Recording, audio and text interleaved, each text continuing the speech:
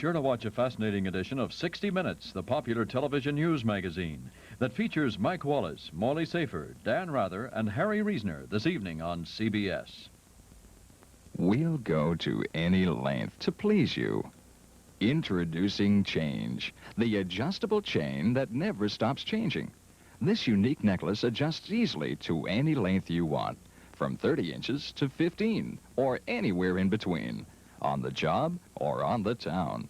When you change, Change changes. Change it to a double necklace. Change it to a drop. Even change it to a bracelet.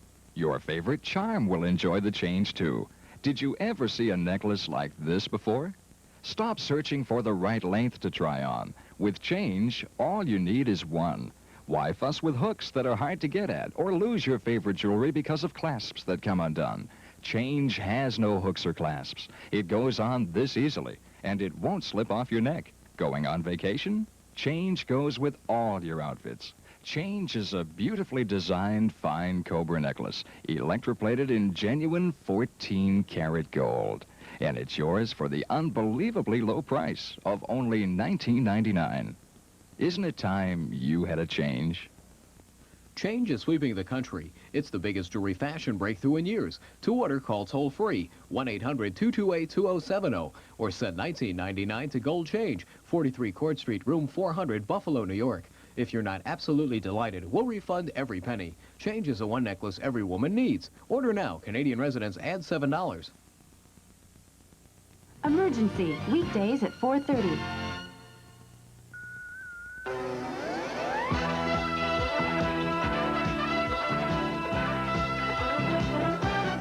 CBS Sports Sunday continues. Here again is Brent Musburger.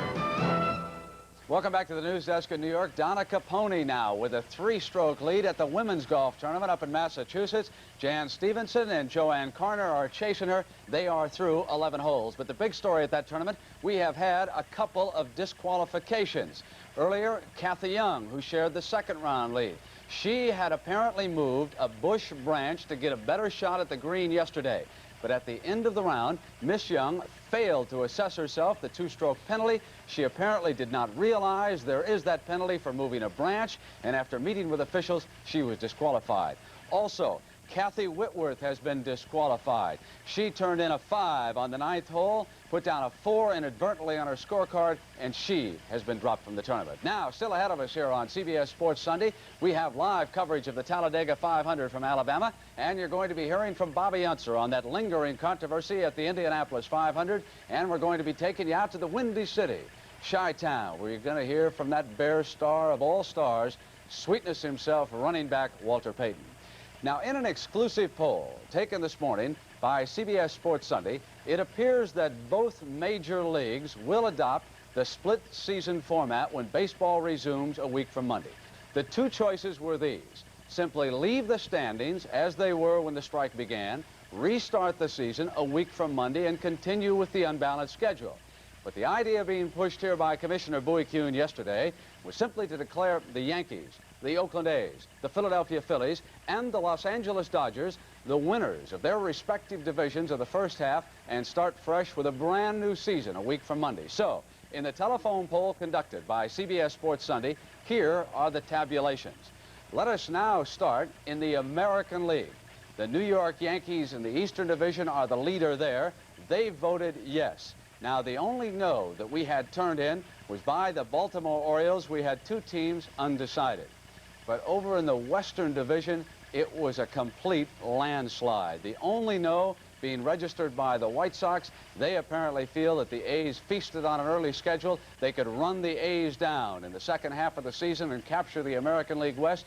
But as you can see, if you add the two divisions together, 8 yeses, 2 no's, and 4 undecideds, the American League will vote Tuesday in Chicago for a split season. Over in the National League, the Philadelphia Phillies, even though they would be declared the winner of a division, well, they are undecided right now. The Montreal Expos, they weighed in with a no. But the 3 teams in the bottom division all want a fresh start. Pittsburgh, Mets, and the Chicago Cubs said, let's go from 0 a week from Monday. Over in the Western Division of the National League, it was a landslide. Only the Cincinnati Reds, trailing the Los Angeles Dodgers by a half game right now, said, let's pick up where we left off. All the other teams said, let's go with the split season approach. So if we take a look at the total in the National League, 8 yes votes for CBS today, 2 no's, and 2 undecideds. Now, that means that the total of both leagues, and again, they will meet Tuesday in Chicago. This is an unofficial telephone poll taken earlier today by CBS, but overwhelmingly in favor of the split season approach. Now, the big obstacle is what to do with a team which wins both halves of the year. Let's say the Yankees come on and win the second half as well as the first. Well, that team certainly does not want to stay idle while the other divisions are having playoffs. But if the club plays a mini-series, how do they get an advantage that is not overwhelming? That is going to be the big issue, which they will resolve again Tuesday afternoon in Chicago. Now, at Saratoga Racetrack, yesterday on CBS Sports Saturday, we had something I don't think I've ever seen. They were in the gate. Fiorito bolted, and it was the assistant trainer, Jim Sitsaragus, who came out and settled him down. Folks, if the trainer hadn't held on right there, that horse would have been scratched. Then they came into the stretch, and Marshall Cassidy picks it up. On the rail, a close third. Then the Liberal member on the outside, it's Noble Nashua. Fiorito continues to lead, now going clear by a full length. On the inside, Winner's Tail on the outside, ring of light between those two. It's the Liberal member. But Fiorito at the 16th hole still has the lead. On the inside, Winner's Tail is gaining to the wire. Fiorito in front.